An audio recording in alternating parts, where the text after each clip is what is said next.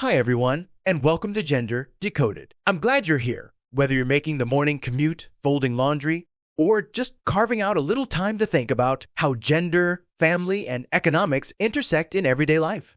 Grab a coffee, get comfortable, and let's dive in together. Today's episode tackles one of the most emotionally charged questions in social science. What does parental divorce actually do to kids? And does the timing of that split matter? We'll unpack brand new evidence from a gigantic U.S. Census Bureau study that tracked 5 million children born between 1988 and 1993, all the way into their mid-20s. By the end of our conversation, you'll know how an early childhood divorce compares with a high school era breakup, why daughters and sons absorb the shock differently, and how these patterns challenge the simple divorce is bad narrative. We'll close with a few concrete policy ideas and, of course, the most jaw-dropping facts hidden in the data. Welcome to Gender Decoded, where numbers align, seeing the stories that data defines, breaking the barriers, truth untold, insights in gender, the data falls.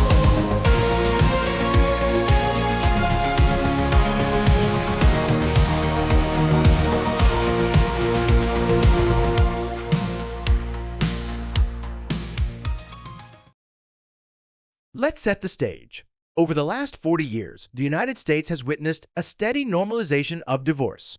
Roughly a third of children born after the 1980s see their parents split before they finish high school. Yet previous studies have struggled to separate the effect of divorce itself from all the messy things that often surround it: poverty, conflict, housing instability, you name it. And hardly anyone has been able to ask whether a divorce at age 3 hits harder than a divorce at 13.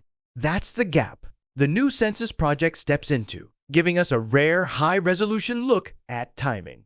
So, how did the researchers pull this off? First, they linked the Census Numident, think of it as the country's master birth registry, to 30 years of IRS tax filings. That told them who the parents were, what their marital status looked like year by year, and how much money was coming in. Then they added the 2000 and 2010 decennial censuses to capture neighborhood moves, plus death certificates for early mortality. Finally, they used sibling comparisons. Each child served as their own control by being compared to brothers or sisters who experienced the divorce at a different age. That sibling fixed effects design filters out family traits like parenting style or cultural background that don't change across children, sharpening the focus on age at parental separation. The outcome variables they followed to age 23 through 27 were 6 big life markers: income rank, likelihood of teen birth, college enrollment, incarceration, early mortality, and whether the young adult themselves had married. Picture the figure: 6 grids of dots marching across the page, each dot representing the estimated impact when divorce happened at that child age. On the first panel, income rank, you see a steep negative slope for kids whose parents split before kindergarten, a roughly 4 percentile drop in the national income ladder by age 25. As the child age at divorce rises, that penalty fades, crosses 0 around age 17, and even nudges slightly positive when the divorce happens in the child's 20s. Translation: the earlier the disruption, the bigger the lifetime paycheck dent. Why? Early divorce locks in a longer period of single-income living, school changes, and cumulative stress, while a split after high school may actually relieve household conflict just as young adults start earning their own money. Move one panel over to teen births. For girls whose parents divorced before age 6, the probability of becoming a teenage mother jumps by about 1.3 percentage points, roughly a 63% surge relative to peers in intact families. That spike melts away by middle school and flips negative for divorces in the early 20s, suggesting that late separations coincide with more deliberate family planning choices or clearer parental communication about relationships. Boys, by the way, show no corresponding bump in teenage parenthood. The effect is almost entirely a daughter story. Panel 3 focuses on college residents, a proxy for 4-year enrollment. Children hit by divorce in the toddler years are 4 percentage points less likely to live on campus at 19, meaning lower odds of pursuing a bachelor's degree. The gap softens through elementary school and vanishes around the onset of puberty. Once again, late divorces even show a tiny uptick in college entry, a hint that escaping a high-conflict home during the college decision window can be beneficial. Incarceration, the fourth panel, tells a gender-flipped tale.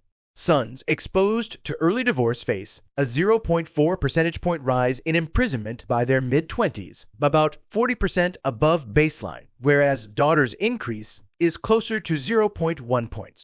The researchers link that to two channels: boys' academic disengagement after family upheaval and heightened exposure to risky neighborhoods following a relocation. Panel 5. Early mortality is sobering. The death risk climbs steadily for early divorces, peaking at 50+% higher mortality before age 25 when the split occurs in infancy. It slopes downward toward zero for later ages. Health insurance loss, stress-related illnesses, and accidents all seem to converge here. Finally, Panel 6 examines whether the grown child is married by age 25. Early divorce kids are 3 percentage points less likely to wed young, perhaps a skepticism toward marriage. Born of experience, while those whose parents split once the kids were already adults are slightly more likely to tie the knot, possibly because tension at home had delayed their own plans earlier. Let's step back and add the gender dimension clearly. Daughters bear the reproductive health shock. The massive rise in teen births is virtually absent among sons. Sons, on the other hand, absorb most of the criminal justice fallout and see a sharper long-run earnings penalty. Education mirrors that divide boys' college entry appears more sensitive to household instability than girls. One stunning detail: the teenage motherhood spike among early divorced daughters is the single largest effect the researchers find bigger than the impact of growing up in the poorest county in America. Why does timing loom so large? Neuroscience offers a clue. The first 5 years are a critical window for brain circuitry that governs self-control and stress regulation. Income shocks, reduced parental attention, and upheaval in living arrangements all bite harder when those circuits are still wiring up. A preschooler in a newly single-parent home also simply spends more total years below the poverty line than a teenager who loses a second household income only briefly before launching into independence. Conflict quality matters too. When couples stay together through their child's adolescence, odds are they're staying for relationship strength rather than financial necessity. If that marriage later dissolves, the exit may be less toxic, sometimes even beneficial, freeing emotional bandwidth and economic resources for the young adult's transition to college or work. Before we wrap, here are 2 more wow nuggets. First, children of early divorce who, though make it to college, still earn less 8 years out, implying that the income scar isn't only about lost education. Social networks and soft skills count too.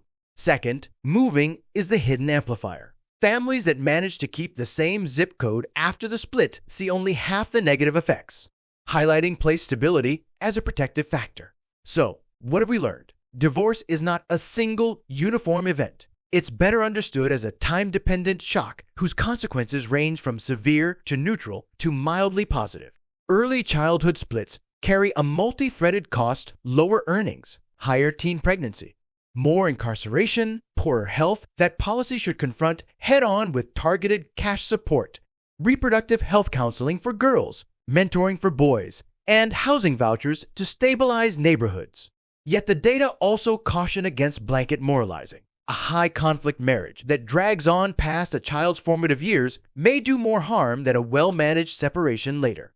That's all for this episode of Gender Decoded. We peeled back the layers on a massive census study, traced how divorce timing shapes income, education, health, and love lives, and spotlighted the surprising ways sons and daughters diverge. If you found these insights helpful, share the show with a friend or leave a quick rating. It really does help others discover the podcast. I'm grateful you spent part of your day with me. Until next time, stay curious, keep decoding gender, and take care.